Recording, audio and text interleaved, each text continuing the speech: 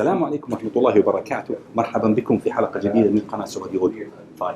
اليوم التقيت بيوهان رئيس شركة كاديلاك، وهذه تعتبر أول زيارة له هنا للمملكة، ودردشنا على تدشين أو وضع الحجر الأساسي لأول معرض خاص لكاديلاك عندنا في المملكة العربية السعودية. Mr. Johan, welcome to Saudi Arabia. Thank you. Delighted to be here. Tell me, how important Saudi Arabia and the Gulf or the Middle East as a whole to Cadillac, and why?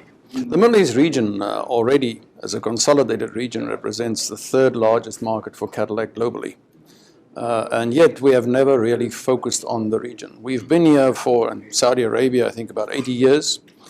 But the importance for us of this region lies in the fact that our strategy at Cadillac now is to go global and to escape the confines of our US-centric focus that has so characterized us in the past. And with that in mind, we obviously want to use as a springboard the good presence that we have here, but in particular, if we look to Saudi Arabia and the long-term opportunities for economic growth that we think are inherent in Vision 2030. Cadillac wants to be part of that. We want to enjoy all the potential, and I think by making these investments at this stage, to be early, to be part of building that foundation, will allow us to be around to also capitalize on it when the economy is robust and going from strength to strength. Okay. Now I know, in your position and your caliber, you really shy away from talking about future products. Give me just a glimpse, because I asked you during the press conference on the future product, or I was after a specific car. But I'm gonna let you lead here. Just give me, what are we looking at in the next, not 10 years, but however in the next couple of years or so, because there was, like you said in your presentation, is going to be a lot of cars coming out in the near future. Give me what's the cars that we're going to see in the next couple of years or so out of Cadillac. So to give you some context, our product strategy must be shaped by the reality that we want to take Cadillac global. So we need to consider many market segments that may not be important in the US, but in other parts of the world, we need to be present. Second is also the reality that we must take into account the very pronounced swing away from passenger sedans into crossovers and SUVs. This is a global phenomenon. And so that too must shape our thinking for the future. And then the third category that we need to consider is the fact that we are about elevating the brand and really once again positioning Cadillac amongst the top of aspirational brands in the world. And you need products that will help perform that perception creation for you. So with that as an important background, you can expect a dramatic expansion in the number of crossover entries that we have. Today we have only XT5, our new crossover, and Escalade. We will probably be adding 2 or 3 more entries in that sector of the market. We will be looking at adding an entry sedan in the segment that is really going to appeal to a lot of the more youthful, affluent buyers in the future, where we will compete with the likes of the Mercedes CLA and the Audi A3. And then, quite clearly, I think while we will continue to reinforce and upgrade our existing lineup, we must contemplate a really stunning flagship car for the brand. And whether that is a sedan or whether that is a crossover remains to be seen. Right. But then there's also the question of, in the longer term, electrification. And this too will lead us to create many new fascinating products which are not part of our portfolio today. Usually in the luxury segment, when you mention the brand, there's sort of an image that pops in people's mind. What kind of image would you like to create for Cadillac?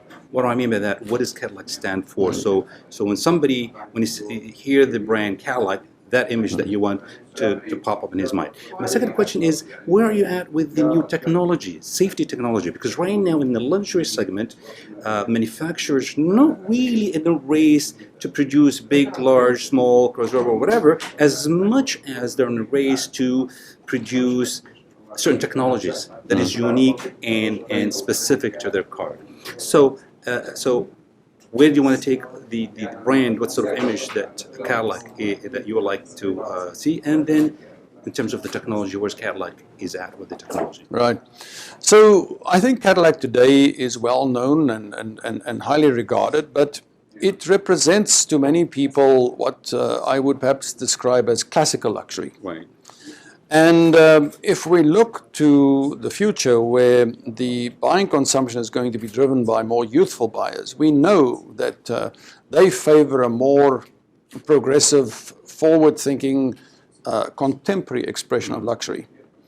And a brand such as Cadillac, which has been around for 115 years, doesn't survive that long unless it is willing to continuously reinvent itself. You have to evolve with the markets. And so we are right now at that process of quite massive brand transformation, where we will reposition Cadillac both in terms of product concepts, in terms of design language, in terms of performance, in terms of technology execution, and in terms of the customer experience and the look and feel of the brand to be more youthful and more contemporary. The question of technology obviously plays also a very prominent role in our future thinking.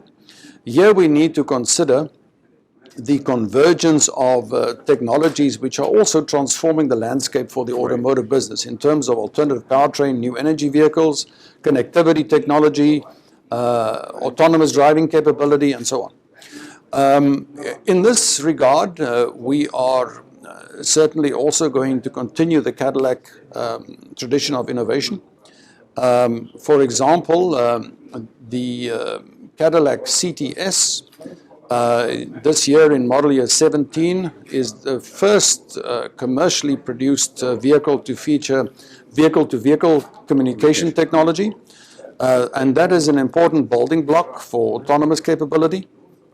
We already have a plethora of state-of-the-art technologies in terms of active and passive safety features, electronic assistance, cars park themselves. We don't even actually publicize these things because they for us are just normal. We will debut on the CT6 next year our Super Cruise technology, which is semi-autonomous driving technology, as yet another important building block to take us to full autonomous capability. And then the issue is also with the transformation of connectivity technology.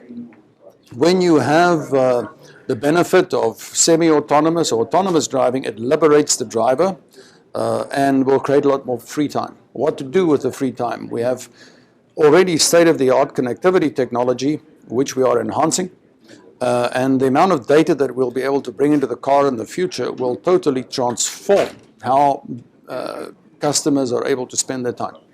This will in turn shape how we design the interiors of the cars, display technology, and Cadillac already hinted with the Escala where our thinking is going in terms of future display technologies as well. Now, being in Saudi Arabia, and I understand that you're going to be traveling around the region as well, what have you learned from your visit to Saudi Arabia, and how would you, as Johan, the president of Cadillac, can you support your dealers and your distributors in this region, or perhaps your regional office in Dubai, to really enhance and position Cadillac the way you want it? What sort of action plan do you have for them to be able to take the brand into the level that you want them to take? I think the one thing that I've learned is certainly that luxury customers are having a lot in common around the world. They all demand exacting standards, exacting product performance, and obviously quality. The ownership experience is also a very important part of the equation. And it is with regard to the latter that I think that this is forming quite the basis of a good dialogue between ourselves and Al-Jamia as our partners. The investment into dealer facilities is coming from our partner. Our contribution is the investment into product, investment in technology, investment into quality systems, and then technical support processes, so that as the cars get more and more technologically advanced and complex, so we need to ensure that we have the training capability and the on-the-ground technical capability to support our dealers to ensure that the customer's experience with the car is in accordance with the design intent. Johan, thank you very much. Thank you. Really appreciate it. وننهي اللقاء تبعنا مع مستر يوهان رئيس شركة كاديلاك. السلام عليكم ورحمة الله وبركاته.